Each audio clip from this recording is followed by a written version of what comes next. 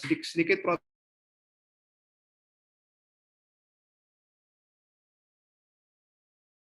Oke, silahkan Pak.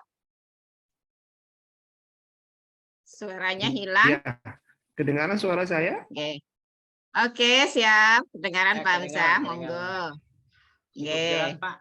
Jelas, Pak Hamzah. Cukup, jelas sekali. Iya, maaf, slide-nya Ibu putus, Bu. Boleh ditampilkan Oh, slide-nya putus ya? lagi. Oke, mungkin saya stop dulu Ya. ya. Saya kembali Karena ini. bisa. Ya, saya share screen betul, Bu. ulang Ya, ya. baik. Ya, terima kasih Kak Ratna. Oke. Ya. Jadi dari ini, ya. Oh ya, saya lupa. Tadi sampai di mana ya Pak? Aktivitas ya. Sebagai peran, ya aktivitas Oke. ya. Oke. Ya. Oke. Jadi ini kita bagi peran, siapa yang berperan untuk memerankan peran sebagai kepala sekolah dan siapa berperan sebagai ketua forum orang tua yang konservatif. Yang ketiga ada yang berperan sebagai pihak yayasan yang demokratis, dinas yang teliti dan hati-hati. Nah ini masing-masing punya berbeda-beda nanti pada saat di kelompok nanti. Kemudian juga ada juga menampilkan siswa yang eksploratif. Siswa eksploratif ini bisa jadi siswa ini punya potensi yang secara akademik dia tidak punya, tetapi secara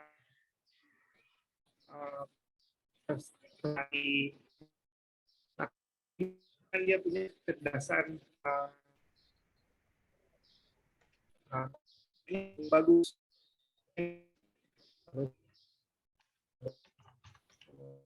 Yang keempat adalah dari guru yang kreatif, tetapi sibuk dengan banyaknya tugas. Nah, ini yang kita harus lihat bagaimana. Ya, seperti itu dari saya, Bu. Tambahannya Kak Ratna. Silakan menunggu yang lain. Oke. Mungkin aktivitas berikutnya, Pak. Aktivitas yang kedua mungkin ya. Aktivitas kedua di sini buatlah sebuah pertemuan untuk membicarakan beberapa agenda. Nah, di kelompok 1 tadi kita sudah berbagi.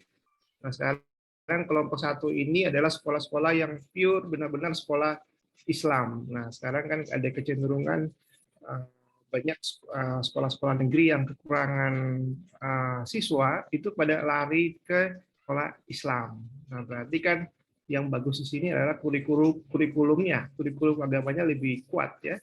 Kemudian ada sekolah Kristen yang ingin melakukan kunjungan, apakah akan diterima atau apa yang akan di nah, kalau misalnya kepala sekolahnya demokratis, masa ini tidak ada masalah. Tapi kalau menemukan kepala sekolah belum punya prinsip yang kuat, nah maka dia pasti akan menolak. Nah ini kita akan diskusikan di kelompok 1. Kemudian kelompok 2, sekolah Anda diajak oleh sebuah organisasi terlibat dalam program Jelajah Bhinneka yang mengajak siswa untuk berkeliling ke rumah ibadah. Apakah sekolah Anda akan ikut? Nah ini silakan didiskusikan di kelompok. Kemudian kelompok 3, sekolah Anda relatif homogen. Artinya Anda calon dari aliran agama atau kepercayaan minoritas yang oleh siswa sebagai silakan didiskusikan kelompok 3. Kemudian di kelompok 4 akan ada pemilihan ketua OSIS. Nah, salah satu kandidat kuat adalah agama minoritas. Nah, ini yang pastikan ada penolakan ya dari beberapa orang tentang menginginkan ketua itu harus berasal dari agama yang secara demokratis. Silakan didiskusikan di kelompok 4. Ya, demikian dari saya, Kak Ratna. Ya. Oke, baik. Ini dari Kak Amsa yang sudah baik sekali menyampaikan, menjelaskan tentang aktivitas-aktivitas yang akan kita lakukan ya, ketika nanti kita akan memfasilitasi. Ada aktivitas 1 dan juga ada aktivitas 2. Saya tidak bisa membayangkan ya, aduh alangkah menariknya nih nanti seandainya ini bisa kita lakukan dan begitu serunya ya diskusinya nanti gitu ya. Oke, baik. Terima kasih Kak Amsa ya yang sudah menyampaikan tentang aktivitas. Selanjutnya mungkin kita akan di bagian refleksi. Mungkin ada di antara perwakilan rekan kami nih dari kelompok 4 yang akan menyampaikan bagaimana nih kita akan melakukan refleksinya nanti ya ketika kita akan memfasilitasi begitu. Silahkan dari kelompok 4. Mungkin dari kelompok ibu-ibu kali ya. Bu Novita atau Bu Isnawati barangkali sudah ada di ruangan ini. Silahkan. Mungkin bisa menyampaikan refleksinya. Bagaimana? Oh, belum ada ya. Belum ada ya, Ibu Isna atau Bu Novita. Baik, mungkin supaya nanti rekan kami Pak Nazirin itu kebagian di konsep. Baik, kalau memang tidak ada, mungkin saya sendiri yang akan menyampaikan apa yang akan kita lakukan di kegiatan refleksi kita nanti ya. Kalau tadi Kak Amzah sudah menyampaikan tentang aktivitas yang akan kita lakukan ketika kita memfasilitasi nanti yang banyak bercerita tentang keberagaman agama dan juga keberagaman dari minoritas dan lain sebagainya ya. Jadi pada sesi refleksi nantinya kita akan mendiskusikan dan merenungkan beberapa pertanyaan. Di antaranya ada beberapa pertanyaan. Yang pertama terkait apakah pihak-pihak yang terlibat di sekolah memiliki aspirasi yang sama dalam menyikapi perbedaan tersebut? Oh, yakin deh saya. Pasti jawabnya tidak ya. Tidak ada satupun kesamaan ya. Pasti beragam menyikapinya gitu ya. Nah, lalu refleksi yang kedua dan dalam mendiskusikan apa hambatan kekhawatiran yang muncul. Nah, tentu diharapkan mereka itu nantinya akan banyak memberikan tanggapan dalam diskusi mereka tentang hambatan-hambatan dan kekhawatiran-kekhawatiran yang apa yang akan muncul dengan penanaman sikap toleransi di sekolah begitu. Lalu yang ketiga refleksinya bagaimana nih mereka menanggapi kekhawatiran dan mengenai hambatan yang terciptanya sebuah kebinekaan di sekolah mereka. Tentu tanggapannya juga pasti deh akan berbeda-beda begitu ya. Nah, itu refleksi yang akan kita lakukan nantinya. Selanjutnya kita akan berkaitan dengan konsep ya, bagaimana nih menanamkan konsep tentang bagaimana implementasi, bagaimana pelaksanaan toleransi di sekolah itu, lalu bagaimana nih memperkuat budaya sekolah dengan aktivitas kebinekaan. Untuk selanjutnya, monggo silahkan ini Pak Kak Hamzah nih, Kak Nazirin untuk berbagi pendapatnya untuk menyampaikan bagaimana nanti ke depannya. Monggo silahkan Kak Nazirin, please. Baik, jadi saya coba share screen dulu. Bisa di stop ini? Oke, saya stop ya.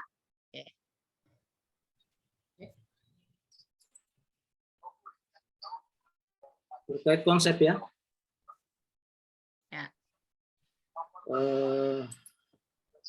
Mudah-mudahan tidak salah ini di topik 4 Bu ya. Topik 4, kemudian Oke. konsep tadi ya. Konsep. Baik,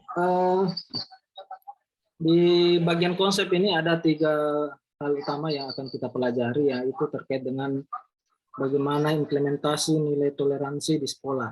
Ya. Yang kedua terkait bagaimana memperkuat budaya sekolah dengan aktivitas kebinekaan. Dan yang terakhir adalah area mana saja yang bisa kita masukkan nilai-nilai toleransi ini di kelas. Untuk lebih jelasnya mungkin ya, di sini kita lihat bahwa kebinekaan di sekolah ini, Bapak Ibu, saya ingat sebenarnya ada sedikit saya mau cerita ya terkait dengan kebinekaan di sekolah waktu saya SMA dulu, Bapak Ibu. Itu ada saya diutus sekolah untuk waktu itu PKL ya. Saya kebetulan SMK, Bapak. SMK, saya PKL di daerah yang ternyata budayanya beda sekali dengan budaya saya ya. Itu provinsinya berbeda, namun budayanya berbeda juga. Nah, ada beberapa simbol-simbol yang ternyata berbeda dari sekolah atau dari wilayah tersebut ya.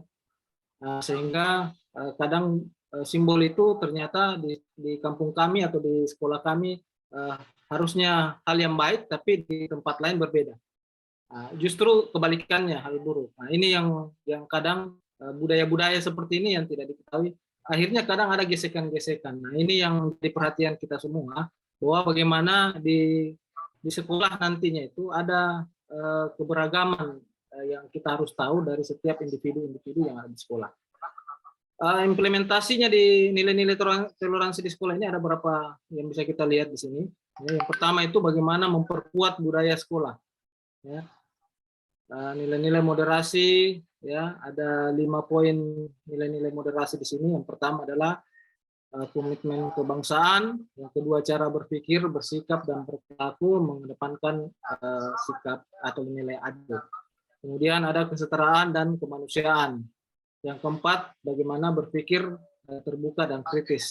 Terakhir adalah akomodatif terhadap nilai-nilai lokal. Jadi betul sekali, makanya profil pelajar Pancasila yang sekarang kita kembangkan di sekolah penggerak ini mengakomodir semua ini, sehingga betul-betul prinsip karakteristik anak di lingkungan sekolah kita itu dari awal memang harus kita gali ya, sehingga kita tahu bahwa ini anak misalnya budaya atau dari segi, kan bisa jadi begini Bapak Ibu ya, di satu sekolah kan kita tentunya ya, misalnya saya di Sulawesi Tenggara ya, jadi kan ada orang dari luar, ada Jawa, dan Sumatera dan sebagainya kan ada. Dari situ, dari asesmen awal sebenarnya itu bisa kita tahu bahwa ini anak budayanya dari mana, sehingga betul-betul kita bisa lihat kultur secara khusus di sekolah tersebut. Kemudian yang kedua, memperkuat budaya dan dengan aktivitas kebinekaan. Konsepnya sebenarnya itu bisa kita lakukan dari empat hal ini. Pertama dari olahraga dan permainan, bisa dalam bentuk permainan persahabatan, dalam kegiatan festival, lomba-lomba dan seterusnya ya, dalam konsep olahraga dan permainan. Kemudian dari segi seni budaya dan agama, dilakukan kegiatan pentas seni, kan kita ada mungkin anak-anak dalam praktik baik ya di sekolah. Salah satu poin adalah bagaimana seni kedaerahan itu diangkat ya, itu bisa melalui pentas seni. Kemudian ada namanya batik day ya, kemudian culinary day atau makanan-makanan daerah ya. Kemarin kan banyak dari kita di sekolah penggerak itu mengangkat tema terkait makanan khas daerah ya. Nah, itu sampai dipamerkan, malah ada pameran praktik baik di setiap sekolah. Kebanyakan ya masalah makanan. Cuma ini yang jadi, karena sebagian besar memang makanan daerah yang diangkat, sehingga makanya di PMO sekarang itu ada pertanyaan terkait bagaimana itu mulai dikurangi, tetapi kita mengangkat terkait dengan masalah-masalah klasik yang ada di lingkungan sekitar kita. Ya. Penting memang makanan lokal ya Pak ya, kearifan lokal. Kearifan lokal ya itu. Kemudian media komunikasi visual ya, ini penting sekali juga ya, bagaimana semua itu kita angkat dalam bentuk visualisasi, baik dalam bentuk bisa kita tampilkan di YouTube, di media sosial dan sebagainya. Yang perlu kolaborasi, ya, kerjasama dengan sekolah lain, ya, karena memang prinsip di sekolah penggerak adalah bagaimana kolaborasi ini ditingkatkan, ya, dari seluruh aspek itu. Ini ada video, ini video contoh saja bagaimana misalnya merayakan batik, mungkin tidak bisa diputar Bapak ya.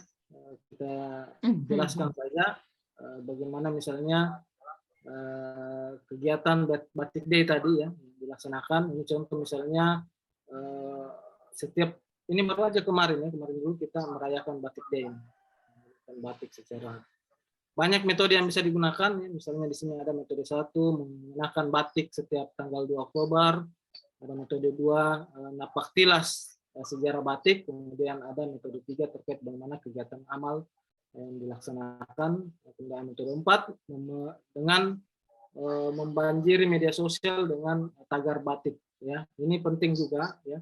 Pengaruh media sosial kalau sudah trending, ya, itu sangat, saya ingat waktu tanggal 2 Mei betul, ya, Batik Day itu trending di Twitter, ya, sehingga itu mempengaruhi terkait dengan bagaimana penggunaan batik di hari itu. Kalau sudah trending, ya, biasanya orang luar, ya, bukan hanya di Indonesia tapi di luar negeri juga akan melihat bahwa ternyata di Indonesia batik merupakan, kan ada juga negara lain yang mau mengklaim, ya, batik itu sebagai pakaiannya. Kemudian festival budaya. Festival budaya juga terkait dengan bagaimana menampilkan budaya-budaya yang ada di kita, ya. Itu bisa jadi walaupun misalnya saya dari Sulawesi Tenggara, ya, bisa jadi budaya luar juga diperkenalkan di situ kalau memang ada di sekolah itu ada anak yang budayanya berbeda untuk saling mengenal, ya. Nah, tentunya manfaatnya sangat banyak, ya, bagaimana mempelajari lebih luas, ya, tentang tentang kekayaan atau budaya Nusantara. Ini terkait dengan bagaimana contoh-contoh yang ditampilkan di modul ini, ya, proyek Local Wisdom, ya, tadi sudah disampaikan, kemudian festival agama, itu metodenya juga bisa berapa metode yang digunakan, sampai mengundang tokoh-tokoh lintas agama untuk menjelaskan itu. Bisa mengundang kiai, biksu, pendeta, romo, dan sebagainya untuk menjelaskan nilai-nilai ajaran agama masing-masing ke siswa-siswa, ya. Ini contoh. Kemudian ini contoh bagaimana player terkait dengan belajar damai dari kearifan lokal, memperlihatkan bagaimana misalnya pakaian-pakaian adat, kalau nggak salah ini, ya, disertai dengan nasihat-nasihat yang ada di masing-masing kearifan lokal tersebut, ya. Tentunya ada setiap daerah punya ciri khas tersendiri terkait dengan contoh misalnya ini Tepo Saliro, ya, yang dari nasihat Jawa, yang berarti menenggang perasaan orang lain atau ikut menghargai dan menghormati pesan-pesan ini sebenarnya harus kita selalu sampaikan di sekolah. Kalau perlu flyer-flyer seperti ini diperbanyak dan diperbesar di lingkungan sekolah kita agar itu kelihatan di lingkungan sekolah dan juga bisa tertanam ke anak-anak didik kita bahwa seperti ini kearifan lokal yang ada di. Kemudian konsep 3 terkait area bagaimana memasukkan nilai toleransi di kelas, ya.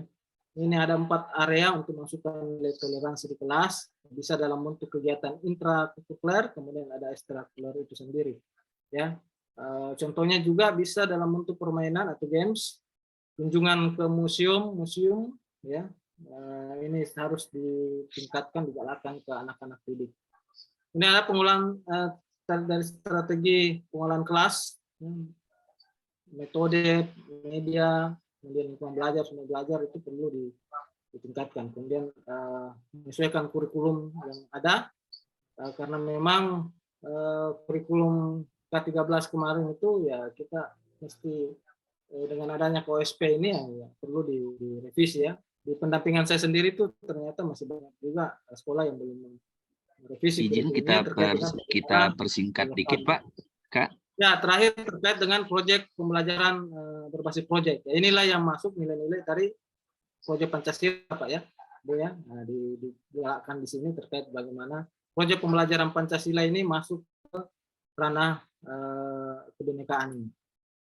Ya. Oke. Ini ada kutipan yang terakhir terkait bagaimana di KBBI terkait dengan